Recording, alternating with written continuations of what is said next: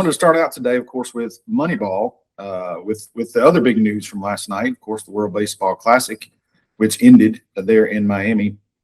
Before we get started there, today's Moneyball from the Press Box on the Right Team podcast is brought to you by Right Team Services. From professional writing and editing to website content, social media, and grant writing, Right Team Services works with schools, businesses, and nonprofits to communicate their message clearly and effectively.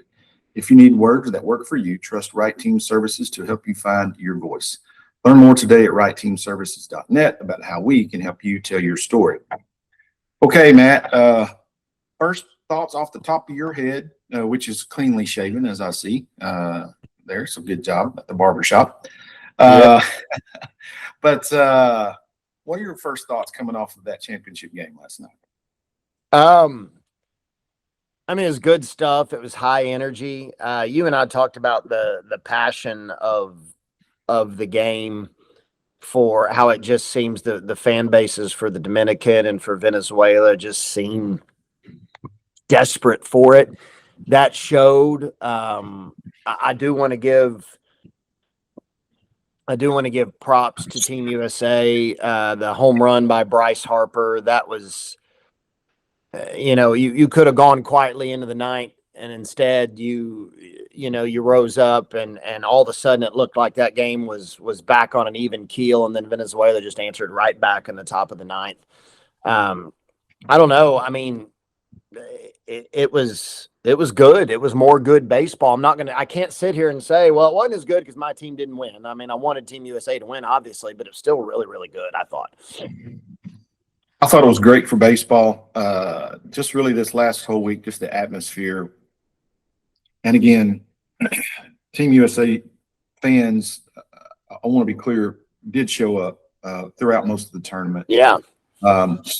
It's just when you compare them to, for example, the fans last night for Venezuela and for the Dominican Republic, there is just a difference in the way that we celebrate, right? Yeah. And that's okay. I mean, there's nothing wrong with that. But the home run that Bryce hit last night, and it wasn't to the level of this for me, but it was very similar in the home run that Corey Seager hit in Game 1 of the 23 World Series, in which you're down and out and you need something good to happen, and it happens at the perfect moment. And that's just great for baseball, man. I mean, that's just baseball drama at its best. And again, unfortunately, for the USA, it was very short lived. Just a couple batters later, but we talked about, and I've mentioned on the show that I haven't really followed the WBC as a baseball fan much because of the time it happens. I mean, it's happening literally against college basketball and, the peak of that season, and college baseball, really kind of takes center stage or kind of starting to take center stage the last few years. And then you have a World Baseball Classic where, I mean, let's be honest, everyone on those teams, for the most part, if you're a major leaguer anyway, you're not ready to play full-on headboard baseball right now. That's just not the way you're wired during spring training. And so, it makes me wonder, are we getting the top quality that we could get with this thing? And we've talked about that too. But as far as popularity goes, I went and looked at some numbers here from the semifinal between USA and Dominican Republic. That game drew an average of over 7.3 million viewers on a Sunday night, on FS1 of all places. Yeah. It was the most watched World Baseball Classic game ever, with a peak watch time coming in the late innings with, I think, a registered high of like 8.1 million viewers. And I'm going to guess that the numbers from last night are going to blow that out of the water. Yeah. It should anyway. But you get down to the baseball part of this, and this stuck out to me from the box score. Team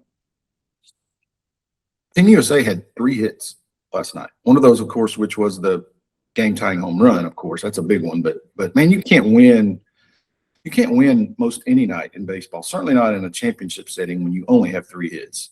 Yeah, that's tough. That's really when you have guys like Bobby Witt Jr. and Aaron Judge and Kyle Schwarber and Alex Bregman and all those guys all going hitless. I mean, and that was the only hit Harper had. I'll take that back. He had 2 hits, I think. He had 2 of the 3, maybe.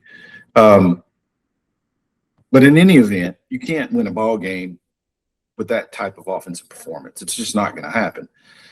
Venezuela didn't exactly rip the cover off the baseball last night. They only had 6 hits, but they were a better situational baseball team last night offensively than we were. Yeah. But, I mean, you could tell from the opening pitch until the end of the game, man, just how much it meant to those guys and to those fans and really to that country. And I mean, just from a story standpoint, it's great to see. Yeah.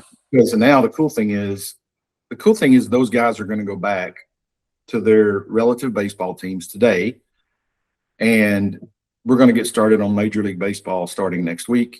And then opening day, we'll all kind of retreat to our own corners and now become more territorial when it comes to our fandom, right?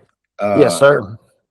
But I did want to update the standings as far as just in folks that there may have already seen this, but that was Venezuela's first World Baseball Classic championship. Japan, of course, leads that with 3, and then USA and Dominican Republic have the other 2.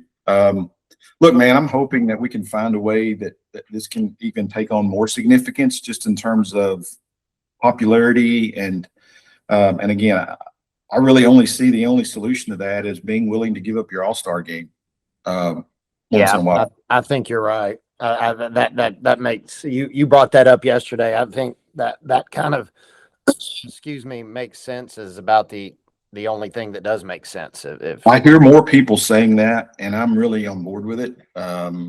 Again, the all-star game is really it's an exhibition. I don't even watch the home run derby anymore. They keep tweaking it and everything around it, and I think you could afford to give that up once every 4 years to have something like this played in the middle of the summer when everyone's at full speed baseball mode, and I think it would be even better than it was certainly the last week or 10 days. So anyway, great World Baseball Classic. We all now move into the final days of Major League Baseball this season.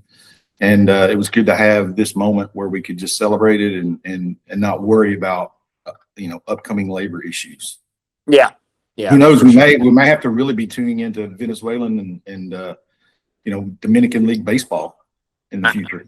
Yeah, or Italian maybe even. Or Japanese, right? I mean, yes. it's maybe the only game in town over the next couple of summers. But anyway, just wanted to mention that here as a very brief Moneyball segment today. Again, thank you to Right Team Services for sponsoring that for us today.